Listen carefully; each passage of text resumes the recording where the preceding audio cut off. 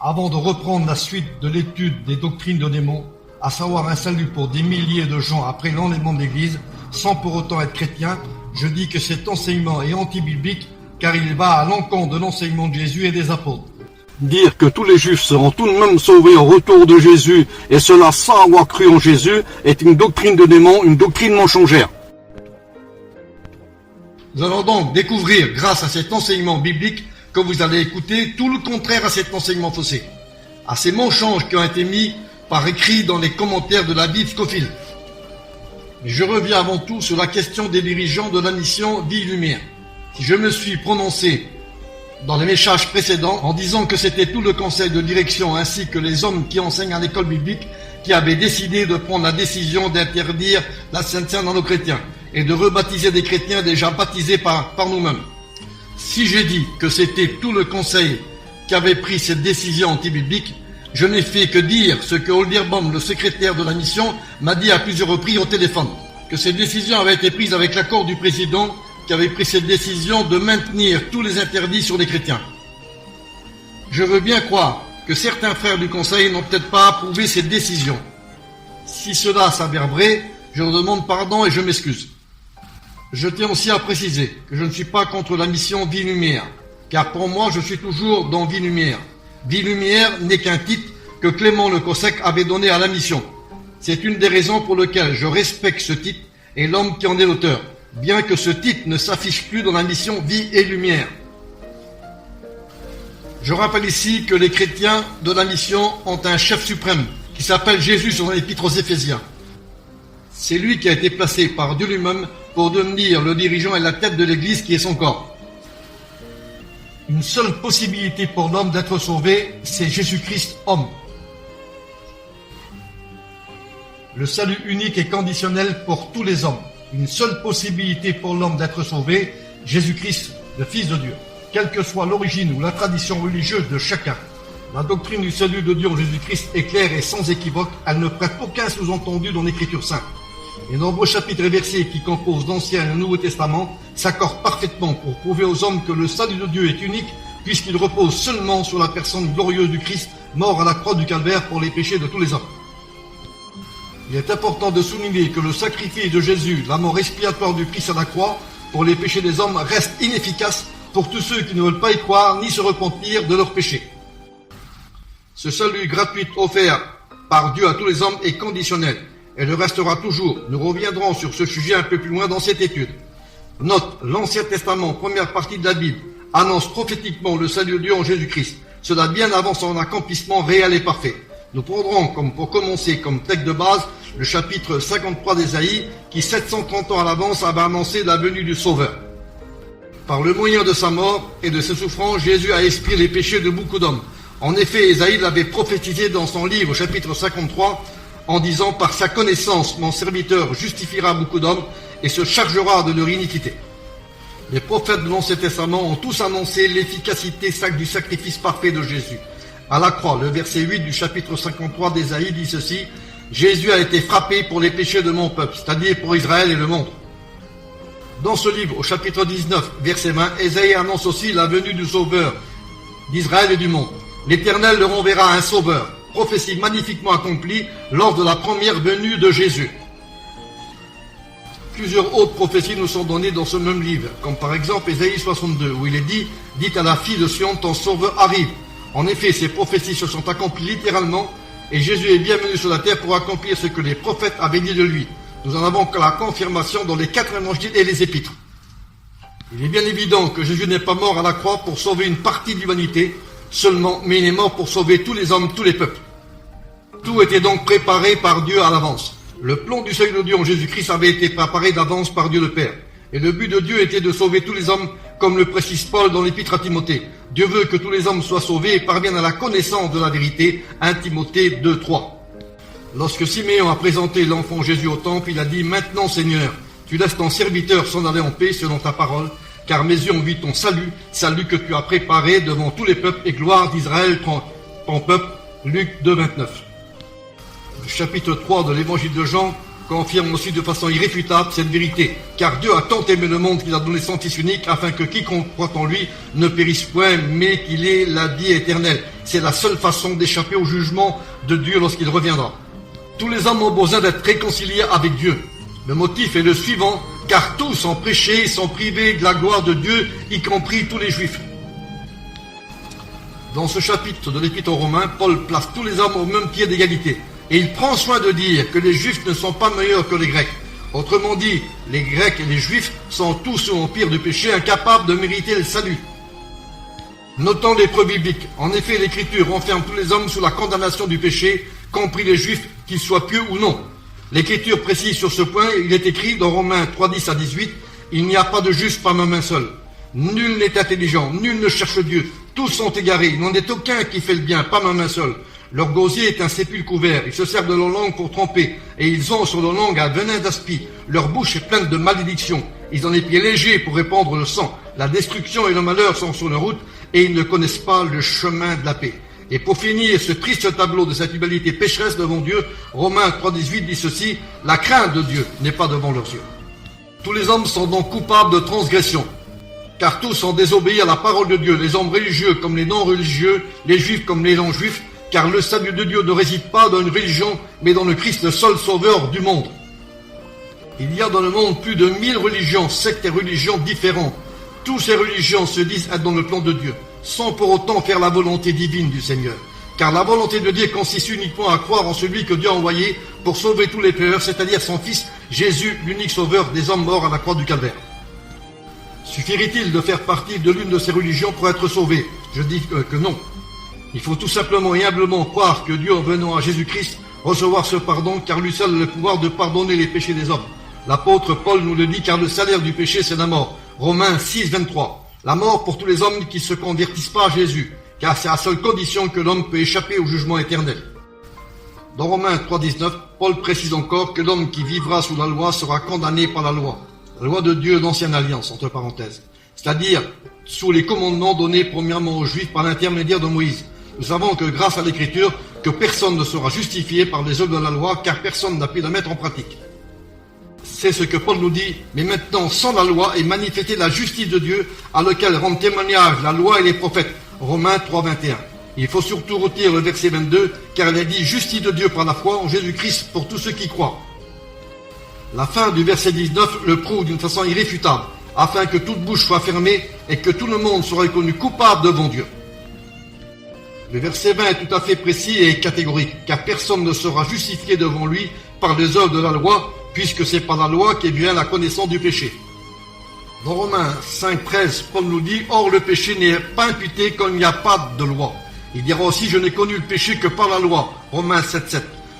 L'apôtre Paul précise à nouveau que la loi est intervenue pour que l'offense abonde. Romains 5, 20. C'est pour cette raison qu'il dit dans Romains 3, 20 « Personne ne sera justifié devant lui par les œuvres de la loi. » Nous savons aussi, si l'homme n'est pas justifié, il n'est pas sauvé. La justification. Pour que l'homme obtienne le salut de Dieu, il faut qu'il fasse l'expérience de 4 choses importantes. Il faut qu'il soit justifié. On appelle cela la justification. Il faut qu'il soit régénéré. On appelle cela la régénération. Il faut qu'il soit sanctifié. On appelle cela la sanctification. Il faut qu'il soit racheté par la rédemption qui est en Jésus-Christ.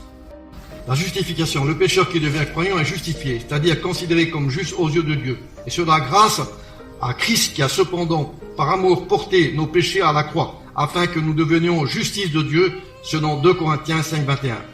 La justification est un acte divin. Elle ne dépend pas de la justice de l'homme, mais elle provient directement de la miséricorde de Dieu en Jésus-Christ, selon Tite 3, 4. La justification est l'œuvre rédemptrice rendue possible par la mort de Jésus à la croix du Calvaire, Apocalypse 7, 9. La justification dépend de la foi et non des œuvres, selon Romains 3, 28 et Romains 4, 5, Galates 2, 7. La régénération.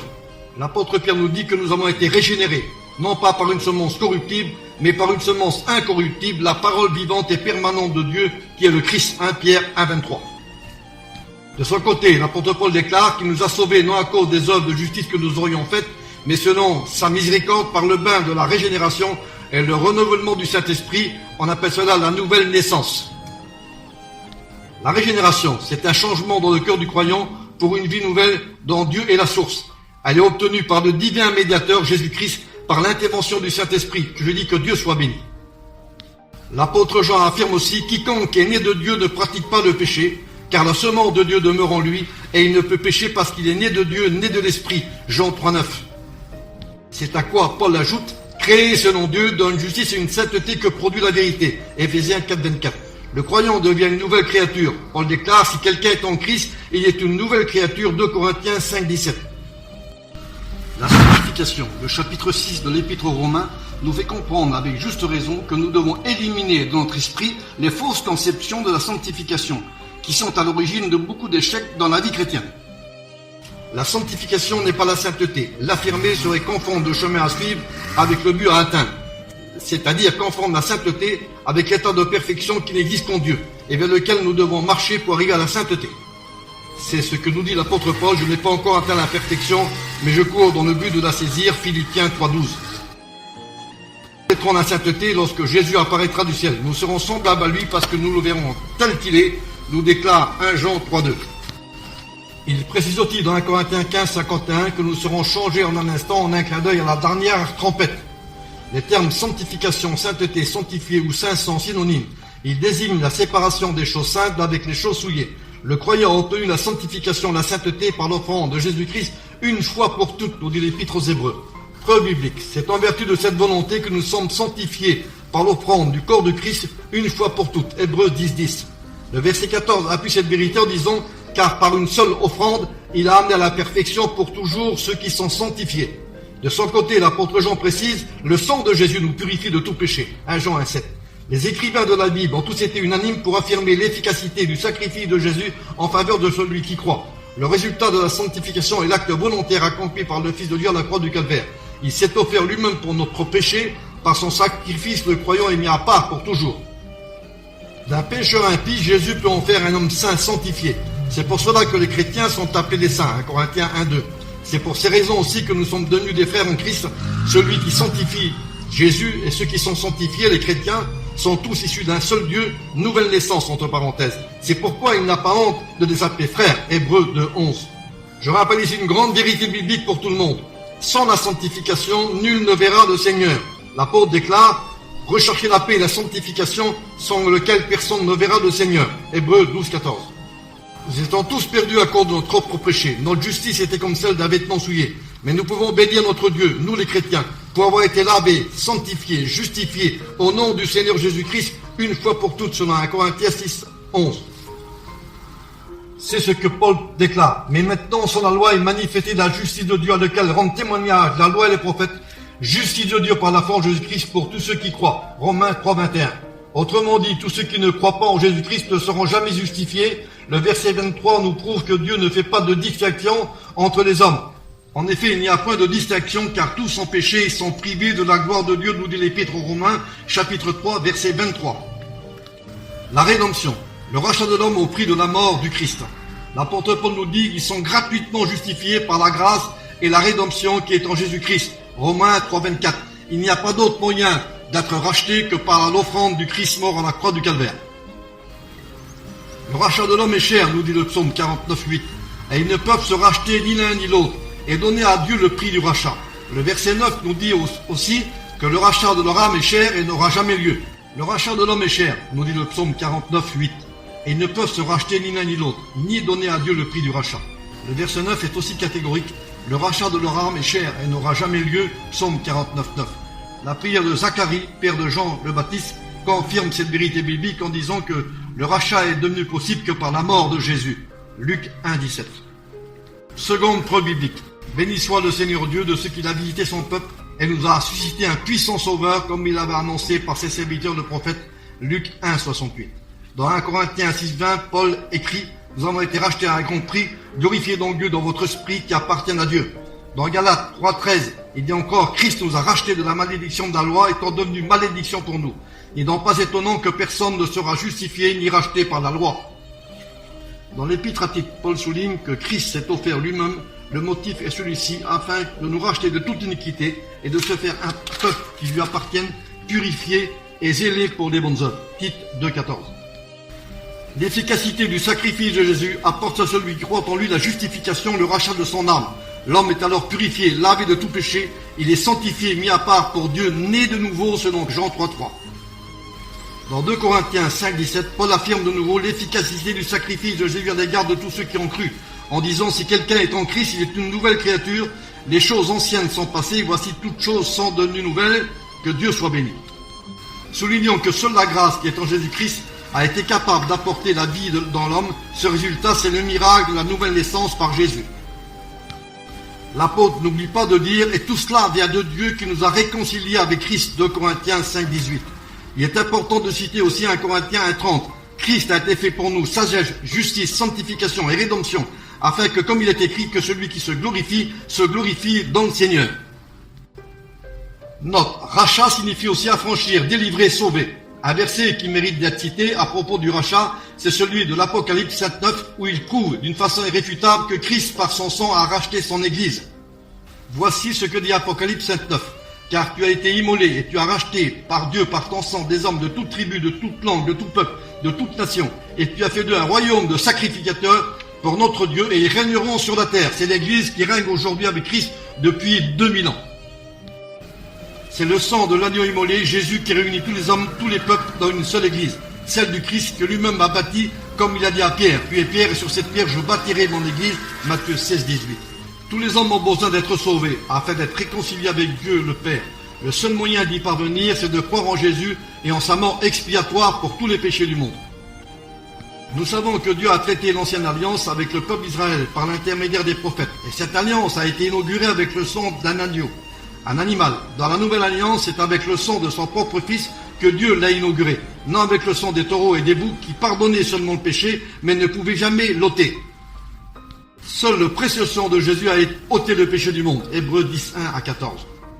Dans 1 Corinthiens 1, 22, Paul souligne l'importance du sacrifice capital de Jésus en faveur des Juifs et des non-Juifs. Les Juifs demandent des miracles, dit-il, et les Grecs cherchent la sagesse. Nous prêchons Christ crucifié, scandale pour les Juifs et folie pour les païens, les incroyants juifs et les incroyants païens.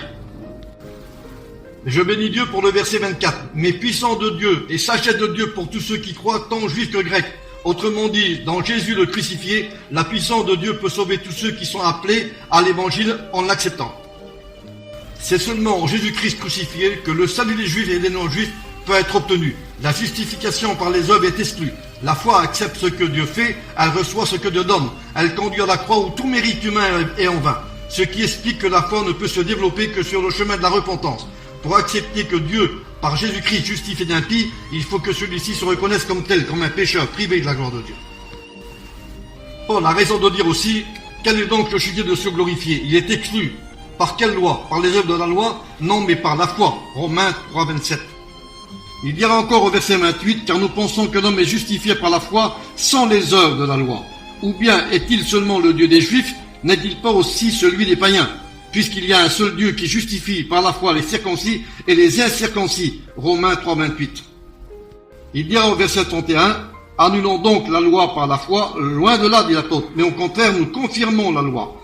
Dans son épître aux Galates, Paul met en évidence cette vérité en nous invitant à prendre en considération le chapitre 2, si la justice s'obtient par la loi, Christ est mort en vain. Galates 2, 1. Dans Galates 2, 20, Paul précise encore, vous savez que je ne vous ai rien caché de ce qui vous était utile, car je n'ai point craint de vous enseigner publiquement dans les maisons, annonçant aux Juifs et aux Grecs la repentance et la foi en Jésus notre Seigneur.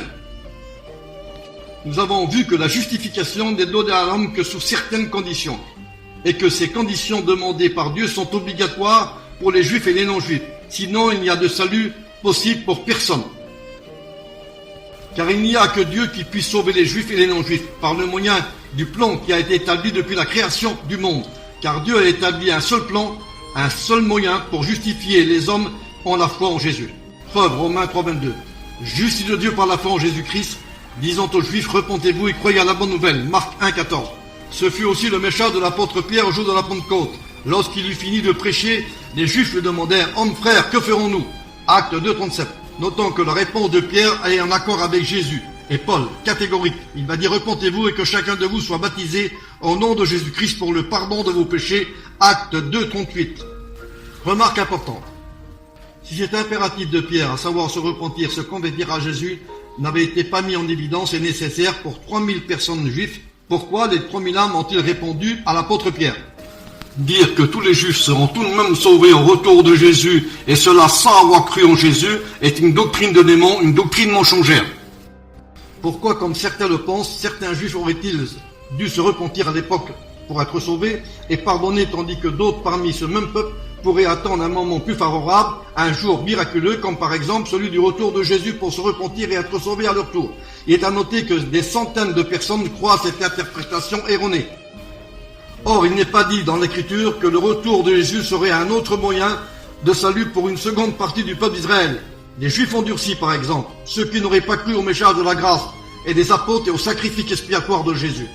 Selon une certaine théorie, certains pensent tout de même qu'une partie du peuple d'Israël serait tout de même sauvée, et cela à cause d'une mauvaise interprétation du texte et du contexte biblique et de mauvaises lectures. Les élus de l'Église. Dans Romains 11, 7 à 10, Paul parle justement de cette partie d'Israël qui a été endurcie. Voici ce que Paul déclare. Quoi donc, ce que Israël cherche ne l'a pas obtenu, c'est-à-dire la justification par les œuvres, mais les élus l'ont obtenu, tandis que les autres ont été endurcis. Romains 11, 7. Il faut souligner ici que les élus dont Paul parle sont tous ceux qui ont répondu à l'évangile du Christ en acceptant le Christ dans leur vie. Soulignons aussi qu'il ne peut y avoir d'élus sans la foi. Dans Ephésiens 1, 3 et 4, Paul le dit clairement. Béni soit Dieu le Père de notre Seigneur Jésus-Christ, qui nous a bénis de toute bénédiction spirituelle dans les lieux célestes, et en lui, Dieu nous a élus avant la fondation du monde. Notons bien ce qui est écrit. Dieu nous a élus en Jésus, le motif est celui-ci, afin que nous devenions irréprochables devant lui. Ephésiens 1, 4. Au verset 5, on nous dit que Dieu nous a prédestinés dans son amour, l'amour du Père entre parenthèses, manifesté à la croix du Calvaire. C'est là que son Fils est mort. En lui, nous avons la rédemption par son sang, la rémission des péchés selon la richesse de sa grâce. Il est très important de répéter que si nous ne sommes pas élus en Jésus-Christ, nous ne pouvons pas être sauvés, car nous savons que c'est par grâce que nous sommes sauvés par le moyen de la foi, et cela ne vient pas de nous, c'est un don de Dieu, Ephésiens 2, 8. C'est la raison pour laquelle l'apôtre Paul déclare, ce que Israël n'a pas obtenu, les élus l'ont obtenu, Romains 11, 7. Paul fait une différence entre ceux qui parmi les Juifs ont cru pour être justifiés, et les Juifs qui ont cherché la justification par la loi. Il y a donc une différence entre Israël et les élus, une différence entre Israël qui a cru et Israël qui n'a pas cru. L'Israël qui a cru, c'est l'Israël de Dieu, comme le déclare l'Épître aux Galates. Rappelons-nous ce que dit l'apôtre Paul en citant l'exemple d'Ésaïe. Quand le nombre des fils d'Israël serait comme le sable de la mer, un reste seulement sera sauvé. C'est-à-dire tous ceux qui ont été élus par la foi, par l'élection de la grâce, que Dieu soit béni. Il est bien évident qu'il s'agit ici des élus israélites qui ont cru et des élus païens qui eux aussi ont cru la bonne nouvelle de l'Évangile. Ainsi nous dit l'apôtre, il nous a appelés non seulement d'entre les Juifs, mais encore d'entre les païens, selon qu'il est écrit dans Osée, j'appellerai mon peuple celui qui n'était pas mon peuple et ma bien-aimée, celle qui n'était pas ma bien-aimée. Et là où on leur disait vous n'êtes pas mon peuple, ils seront appelés fils du Dieu vivant. Romains 9, 24 à 27. L'évangile est la puissance de Dieu, comme le dit Paul, pour le salut de quiconque croit, du juif premièrement, puis du grec.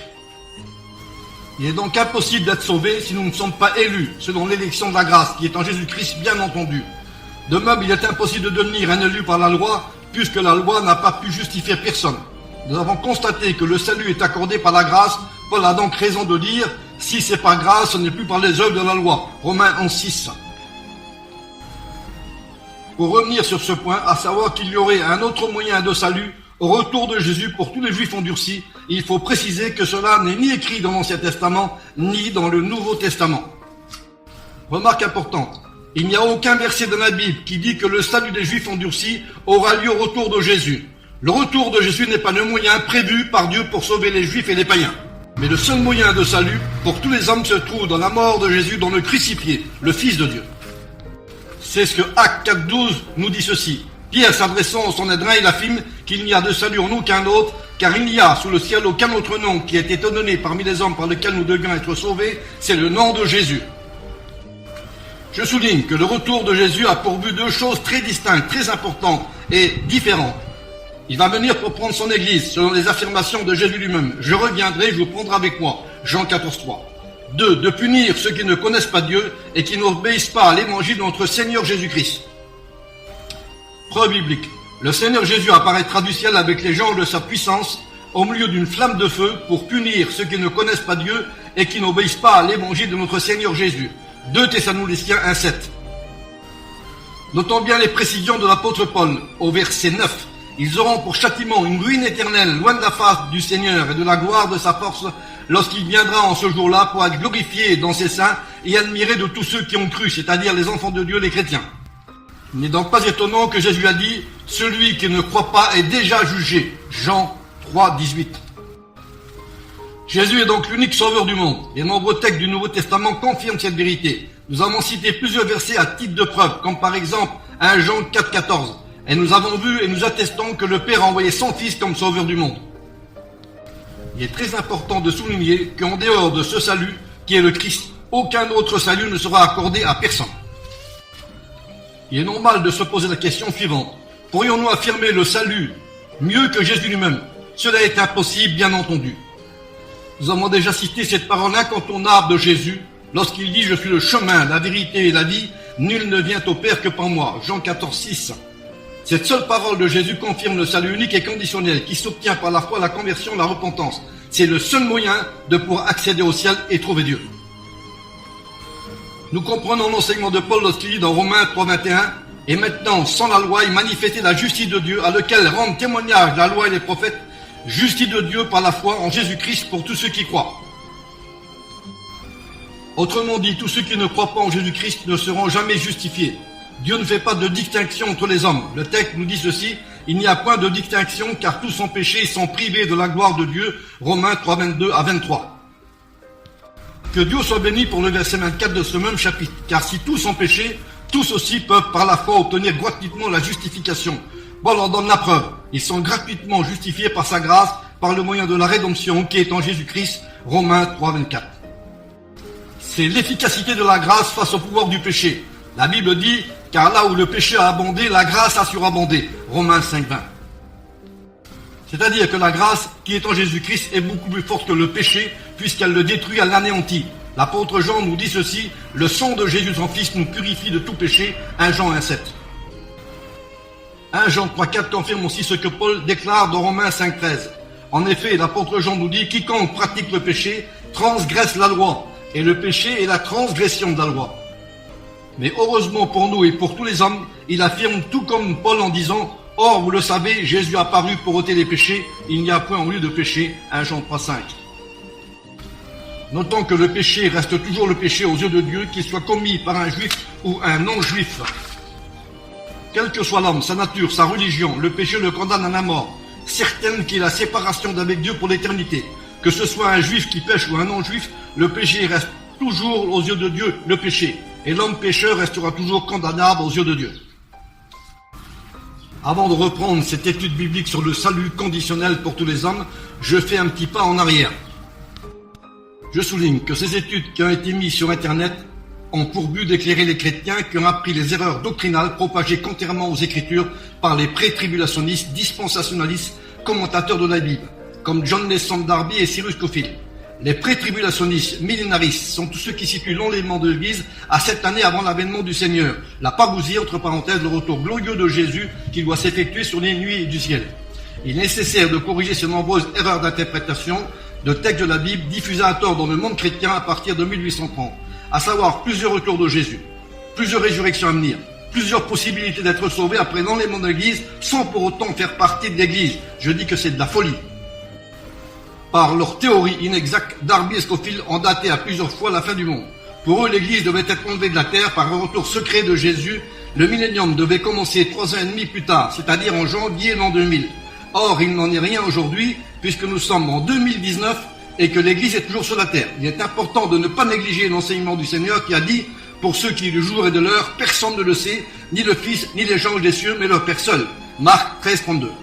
Par leur théorie non fondée, ces pré-tribulationnistes ont aussi affirmé que tous les Juifs, y compris ceux qui n'avaient pas reconnu Jésus comme leur sauveur et Messie, seraient tout de même sauvés au retour de Jésus, par le fait seulement d'être Juifs. La Bible dit le contraire, celui qui croira et qui sera baptisé sera sauvé, mais celui qui ne croira pas sera condamné. Marc 16, 16. C'est ce que Jean 3, 16 confirme, en offrant la grâce au monde, car Dieu a tant aimé le monde qu'il a donné son Fils unique, afin que quiconque croit en lui ne périsse point, mais qu'il ait la vie éternelle.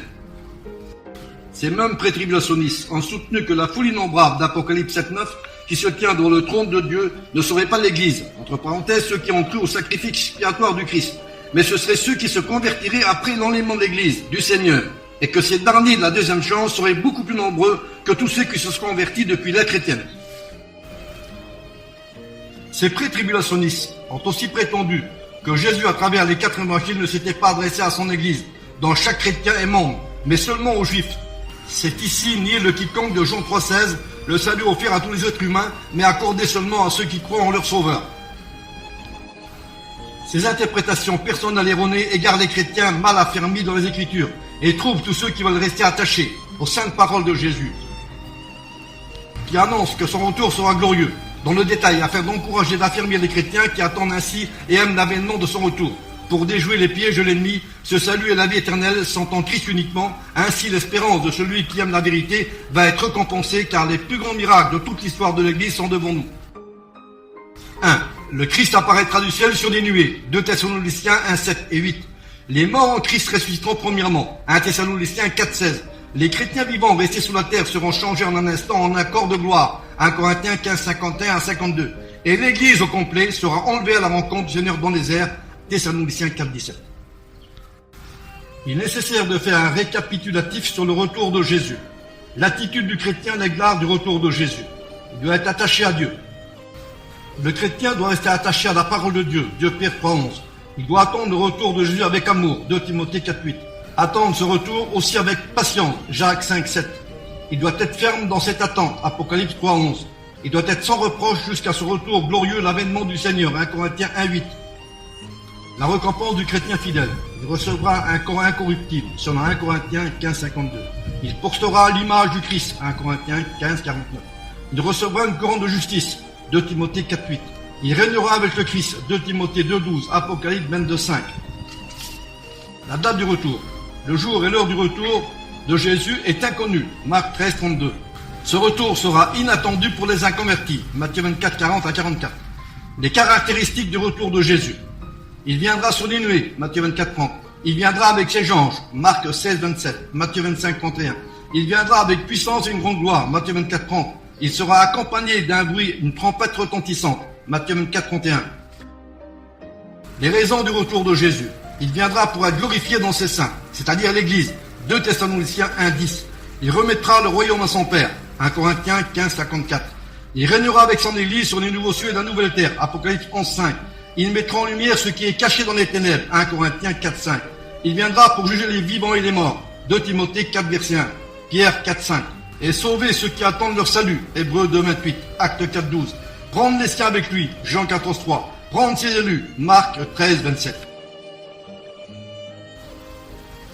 Imaginons-nous un peu la scène d'un retour secret de Jésus pour enlever l'Église et ressusciter les morts en Christ selon la théorie. 1. Jésus devrait descendre du ciel sur les nuées, mais il serait lui-même invisible ainsi que les nuées sur lesquelles il va descendre. 2. Les morts en Christ devraient ressusciter en un corps de gloire selon 1 Corinthiens 15, mais eux aussi seraient invisibles. Il en serait de même pour la trompette de Dieu qui doit sonner au jour de l'avènement. Selon Paul et Jésus, on peut se poser la question, sera-t-elle audible ou non? Bien sûr qu'elle sera audible. La version parole vivante interprète le texte de la façon suivante. Car au commandement de Dieu, sitôt que la voix de l'archange et le son de la trompette divine retentiront, le Seigneur en personne descendra du ciel, alors que ceux qui sont morts dans la foi en communion avec Christ se lèveront les premiers. Le verset 17 nous dit qu'après nous les vivants, si nous sommes restés sur la terre jusque-là, nous serons enlevés avec eux et emportés à travers les airs dans les nuées pour rencontrer le Seigneur. Le texte biblique est très précis et nous dit que nous partirons avec les morts en Christ ressuscités pour rencontrer le Seigneur lui-même. Posons-nous encore une question. Quelle serait la nécessité de partir avec eux si les morts en Christ qui ressuscitent sont invisibles aussi? Les chrétiens encore en vie sur la terre au moment de l'avènement du Seigneur seraient aussi invisibles, selon la théorie. Contrairement à cette théorie qui est à 100% erronée, le texte de la Bible, Louis II déclare que les chrétiens qui seront encore en vie au moment de l'avènement du Seigneur, qui est la parousie, le seul retour visible de Jésus, ne devanceront pas ceux qui sont morts. Les morts en Christ ressusciteront les premiers. C'est le deuxième miracle qui se produira au jour de l'avènement du Seigneur. Le troisième miracle qui aura lieu au jour de l'avènement du Seigneur, ce sera le changement de notre corps en un corps de gloire, comme Jésus et les anges. Le quatrième miracle qui aura lieu à l'avènement du Seigneur, ce sera le grand départ de l'Église pour rencontrer le Seigneur dans les airs. Mais posons-nous une autre question. Si le Seigneur Jésus qui doit descendre du ciel est invisible, si les morts en Christ ressuscités sont invisibles, ainsi que les chrétiens encore en vie jusqu'à sur la terre à l'avènement de Jésus, comment une telle rencontre pourrait-elle avoir lieu? Cela est impossible. Des invisibles qui partiront pour rencontrer un Seigneur invisible, cela est de la pure imagination. Si la rencontre de Jésus avec son Église devrait se faire dans ces conditions, elle ne serait plus la rencontre prévue par Jésus et les apôtres dans le Nouveau Testament. Elle ne serait rien du tout. L'étude qui va suivre, celle-ci, s'intitulera « La grande tribulation, ce qu'elle est et ce qu'elle n'est pas ». Étude biblique sur Apocalypse 7.9.